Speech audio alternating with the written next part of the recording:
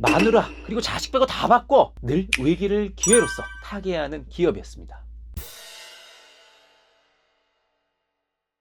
미국 텍사스주는 평균 10도가 넘는 아주 따뜻한 지역입니다. 그런데 지난 2월 약 2주간 영하 17도 폭설까지 이상 한파가 찾아왔는데요. 가쁜 겨울 왕국 텍사스 소재 글로벌 기업들의 피해가 속출했습니다. 그리고 오늘의 주인공 삼성전자의 오스틴 팹도 그 한파를 피해갈 수 없었는데요. 전력 수도 공급망이 끊기며 배고파.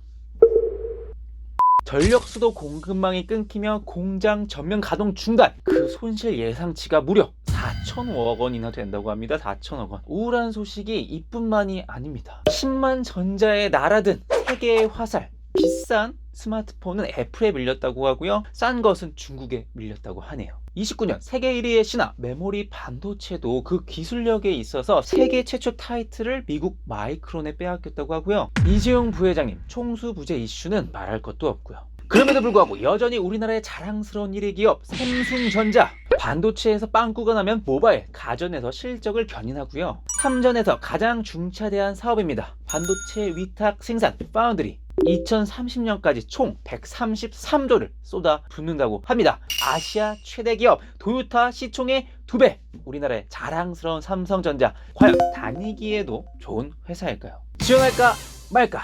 규모가 1등이라고 회사 생활도 1등일까요? 한번 살펴보도록 하겠습니다. 첫 번째 장점, 높은 연봉. 대졸 초임이 약 5천만 원 이상인 것으로 나와 있는데요. 사실 기본급은 이렇게 높지 않다고 합니다. 하지만 여러분들도 아시다시피 삼전이 성과급 맛집인 건 분명하죠. 반도체 사업을 맡은 DS 부분의 OPI 성과급 연봉의 47에서 48% 수준이라고 합니다. 그렇다고 한다면 기본급을 약 4,500이라고 생각했을 때 곱하기 1.5배 하면 약간 7천만 원이 안 되는 수준으로 초봉을 받을 수 있다. 또 TA라고 다른 성과급 제도도 있으니까요. 연봉이 진짜 높은 거 인정하겠습니다.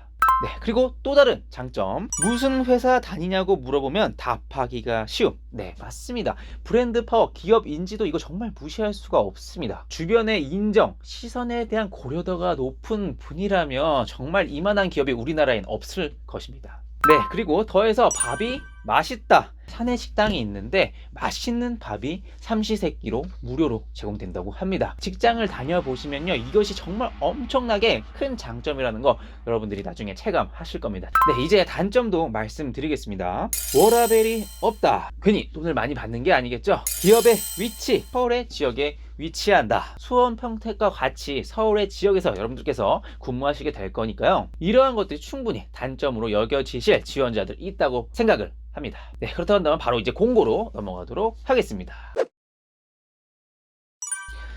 네, 삼성은요 상반기 하반기 합쳐서 연간 1만여 명을 뽑는데요. 채용 규모는 공개되지 않았으나 예년 수준인 수천 명을 유지하겠다.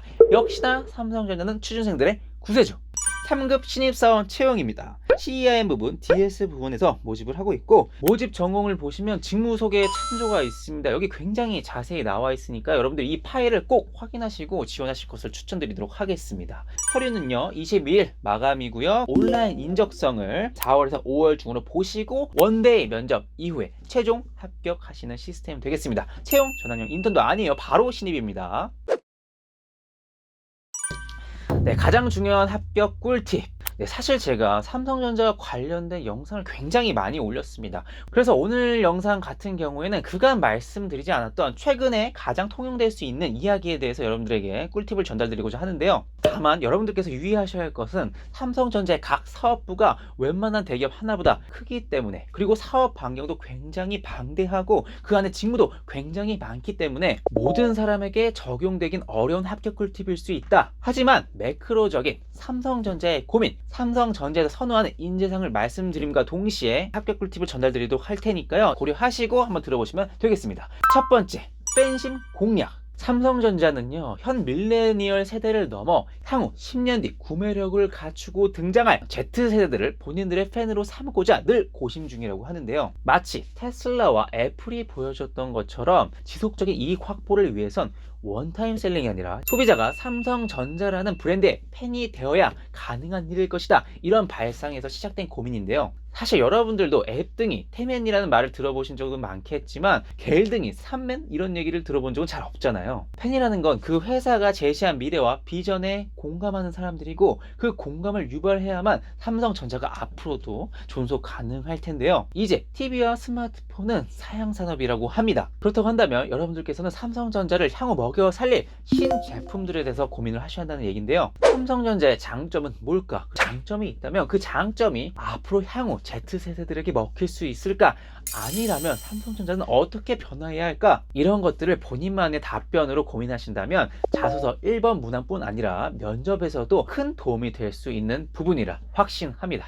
두 번째 합격 꿀팁, 예스와 노의 조화입니다. 삼성전자는요, 깨어있으면서도 동시에 죽어있는 조직과 같다 라고 많은 현직자들이 얘기를 하는데요. 먼저 예스부터 얘기하겠습니다. 삼성전자에서 여지껏 잘 살아남았던 임원들의 특성, 잘 나가는 삼성맨의 특성은 예스맨이라고 합니다. 팀 내 경쟁을 부추기는 인사제도로 인해서 이런 인재 특성이 굳어졌다고 하는데요. 글로벌 기업이라는 높은 위상에도 불구하고 아직도 고위 임원이 농업적 근면성 이런 것들을 강조하는 회사가 삼성전자라고 해요. 여러분들 무슨 말씀인지 감이 오시나요? 다소 딱딱하고 경직된 문화가 존재하고 실상의 분위기는 여러분들이 생각하는 글로벌 IT 기업이 아니다. 본인 가치관에 대한 설득, 관철보다는 지시에 대한 예스가 확실히 필요한 회사가 삼성전자다. 그렇기 때문에 여러분들께서도 예스맨의 모습을 일부 면접에서 꼭 보여주셔야 한다. 이렇게 말씀드리도록 하겠습니다. 다음은 노입니다. 노.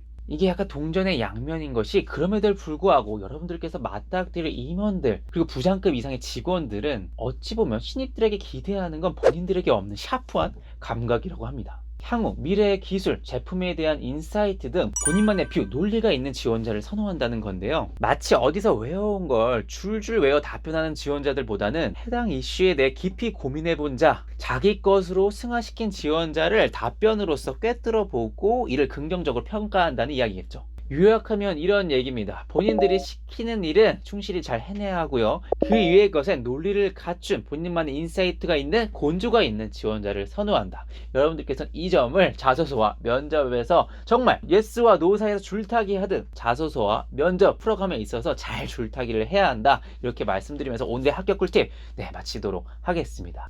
그리고 제가 아까도 말씀드렸지만 공고남 2편 그리고 현직자와의 대화까지 여기에서 오늘 못 다룬 합격 꿀팁과 회사 장점들을 또 발견하실 수 있으니까요. 밑에 댓글을 통해서 링크를 걸어드리도록 할 테니까 여러분들께서 이 동영상들 또 참고하셔서 삼성전자 합격문 뿌시는 여러분들 되셨으면 좋겠습니다. 그럼 오늘은 여기까지. 안녕!